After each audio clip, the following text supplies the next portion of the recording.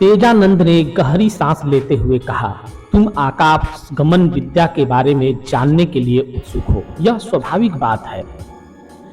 मनुष्य का यह स्वभाव है कि जो चीज उसके सामर्थ्य से बाहर की नजर आती है, या तो उसे वह झूठ की संज्ञा देता है या फिर भ्रम समझता है। यह ठीक उसी प्रकार है जैसे किसी दैवीय चमत्कार को देखकर कुछ पढ़े लिखे नास्तिक उसे भ्रम की संज्ञा देते हैं। वास्तव में नास्तिकता खुद ही एक बड़ा भ्रम है, और भ्रम को धारण करके रखने वाला तो भ्रम की ही बात करेगा। खैर छोड़ो, यह अलग मुद्दा है। मैं तुम्हें प्रत्यक्ष उस अवस्था की अनुभूति कराऊंगा जिसपे तुम्हें इस शरीर के उस अद्भुत अवस्था का बोध होगा जिसमें मनुष्य के शरीर का धरती के गुरुत्वाकर्षण से संपर्क टूट जाता है। और यदि जिस वस्तु पर पृथ्वी के गुरुत्वाकर्षण का प्रभाव खत्म हो जाए, वह वस्तु को हवा में तैरने से कौन रोक सकता है। विज्ञान भी कहता है कि पृथ्वी पर वस्तुएं गुरुत्व बल के कारण ही टिकी हुई हैं। गुरुत्व बल हर वस्तु को नीचे की ओर खींचती है। मैं बड़ा ही ध्यान से तेजानंद की बातें सुन रहा था। उनकी बातें बड़ी रोचक लग रही थी। मैंने कहा, तो क्या योगी अपने योग बल से पृथ्वी के गुरुत्वाकर्षण से मुक्त हो जाता है और आकाश में विचरण करने लगता है? हाँ, बिल्कुल सही समझा तुमने। अब मैं तुम्हें प्रत्यक्ष यह अनुभूति कराऊंगा। मैं रोमांचित हो उठा। हवा में स्वतंत्र विचरण की अभिलाषा से मैं झूम उठा। तभी उस रहस्यमयी तांत्रिक साधक ने गंभीर स्वर में आवाज दिया, दिव्यामयी, और उसकी भैरवी तेजानंद के सामने उपस्थित हुई। हाँ, तेजानंद की भैरवी का नाम था दिव्यामयी। वह भैरवी वास्तव में नाम के अनुरूप ही दिव्य लग रही थी। जैसा उसका नाम था वैसा ही दिख भी रही थी, एकदम रहस्यमय, दिव्य। बड़ी बड़ी झील सी आंखों में पता नहीं क्या क्या रहस्य छुपा रखा था उस भैरवी ने। तेजानंद ने दिव्यामयी को हाथों से कुछ इशारा किया और दिव्यामयी अंदर एक कंदरे जैसे दिखने वाले छोटे साइज के कमरे में चली गई। कुछ समय बाद वह भैरवी एक काले मोटे बकरे और मदिरा के 3 बोतलों के साथ वापस लौटी। मैं भैरवी के हाथों में मदिरा और काले बकरे को देख भयभीत हो गया।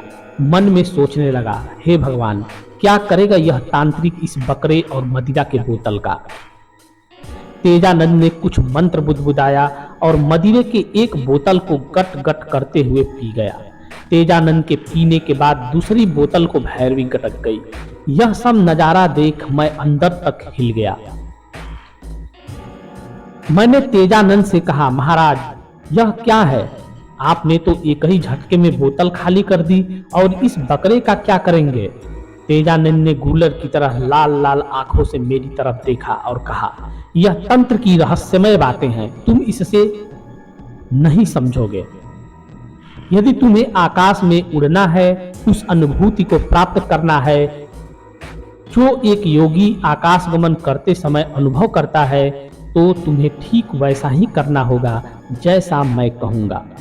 ठीक है महाराज। मैंने इस समय तेजानंद से कुछ कहना या प्रश्न करना उचित नहीं समझा और चुप हो गया। तेजानंद ने कहा, इस एक बोतल मदिरा को तुम ग्रहण करो। मैंने कहा, प्रभु, मैं मदिरा नहीं पीता। यह मेरे गले से नीचे नहीं उतरेगा। यह तुम्हें पीना ही पड़ेगा। इसे मदिरा मत समझो, यह शक्ति है। वह शक्ति जो तुम्हारे अंदर के दरवाजे को खोलेगी। तंत्र ग्रंथों में कहा गया है, सुरा शक्ति मांस शिव, परंतु ऐसा नहीं कि हर पीने वाले के लिए मदिरा शक्ति है। मदिरा को अभिमंत्रित करके इसे शक्तिमय करना पड़ता है। यह क्रिया किसी तंत्र साधक को कोई तांत्रिक गुरु ही बता सकता है।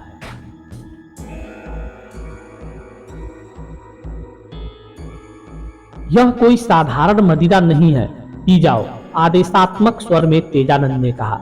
मैंने झट से बोतल उठाया और आंख बंद करके पीने लगा। पर यह क्या, उसका स्वाद तो बहुत ही दिव्य था।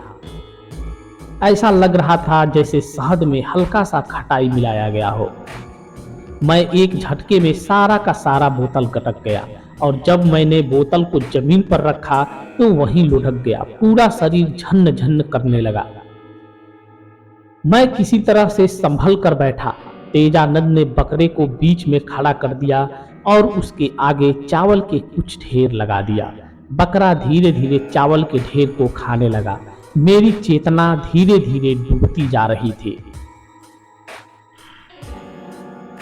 मन में बार बार यह विचार कौंध रहा था कि आखिर क्या होने वाला है, क्या करेंगे अब यह रहस्यमयी तांत्रिक और यह भैरवी मिलकर। मैं अनेकों प्रश्नों के जाल में ही उलझ कर रह गया। तभी मैंने देखा कि भैरवी एक बड़ा सा खड्ग लेकर मेरे सामने खड़ी है। मैं भय और विस्मय से कांप गया। हे भगवान, यह क्या करेगी अब? कहीं मैं किसी तांत्रिक जाल में तो नहीं फंस गया? कहीं यह मेरी बलि तो नहीं देगी? मेरे मनोभावों को वह तंत्र की सिद्ध भैरवी ने समझ लिया और मुझसे कहने लगी, यह कोई बड़ी बात नहीं है कि किसी मनुष्य की बलि दी जाए। लाखों नर बलियां हुई है तंत्र की दुनिया में। तांत्रिकों ने अपनी सिद्धि और भगवती आद्या का अनुग्रह प्राप्त करने के लिए गुप्त रूप से हजारों नर बलियां किया है। यह सब एक बहुत ही रहस्यमय क्रिया के अंतर्गत तांत्रिक करते हैं। खैर, इन सब बातों को छोड़ो, बस इतना जान लो कि यहाँ तुम्हारे बलि के लिए मैं इस खड्ग को लेकर नहीं खड़ी हूँ। इस खड्ग से इस बकरे की बलि दी जाएगी और उसके रक्त से तंत्र के एक गुप्त और रहस्यमय यंत्र का निर्माण होगा और फिर होगी आगे की क्रिया, जिससे तुम कुछ क्षणों के लिए आकाश गमन कर सकोगे। साधक अपनी विद्या से किसी को भी कुछ क्षण के लिए किसी भी सिद्धि का दर्शन करवा सकता है, परंतु यह अस्थायी नहीं है। यह बस कुछ क्षणों के लिए है। यह तुम्हारी उत्सुकता को शांत करने एवं तुम्हें तंत्र के रहस्यमयी शक्ति से परिचित कराने के लिए किया जा रहा है। भैरवी की बातें सुनकर मैं थोड़ा तन कर बैठ गया। कुछ क्षण शांत रहा और अपने आसपास चारों तरफ एक नजर दौड़ाया। तेजानंद अपने ध्यानावस्था में थे। भैरवी उस खड्ग को दोनों हाथों में लेकर आंखें बंद किए हुए खड़ी थी, शायद मानसिक रूप से उस खड्ग की पूजा कर रही थी। बकरा अभी भी चावलों के ढेर को खाए जा रहा था।